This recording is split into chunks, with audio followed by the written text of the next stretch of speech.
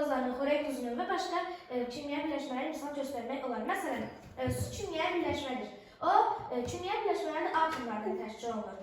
Su isə hidrogen və oksigendən təşkil olunur. Hidrogen və oksigen otaq temperaturunda qaz halında olur, amma suyun içində suyu nə deyirlər, onu duru edir, maye halında olur. Kimyəvi birləşmələrdə kimyəvi simvollar var, onların indeksləri var. Tüm sualları. Məryəm buyur. Nukleatomlu orqanizmlərin suyun kütləsi miqdarı 55-90. Sonra buyur. Kütlədir nəyə bərabərdir? Protonun neutronun sayı.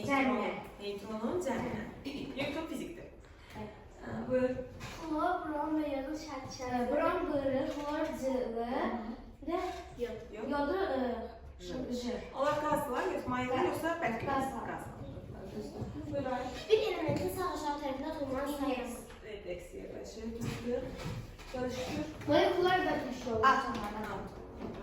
Geçen. Hansı izotopları tanıyırsan? Deuterium, Protium, protium, tritium. desiliyum, tritium. Hidrogen izotoplarını tanıyırsan. Alt turbu şəkilləşmələr, hansı elementlərin alt turbu şəkilləşmələrini tanıyırsan? Fosfor, ağ fosfor, qara fosfor, qırmızı fosfor. Əyləş.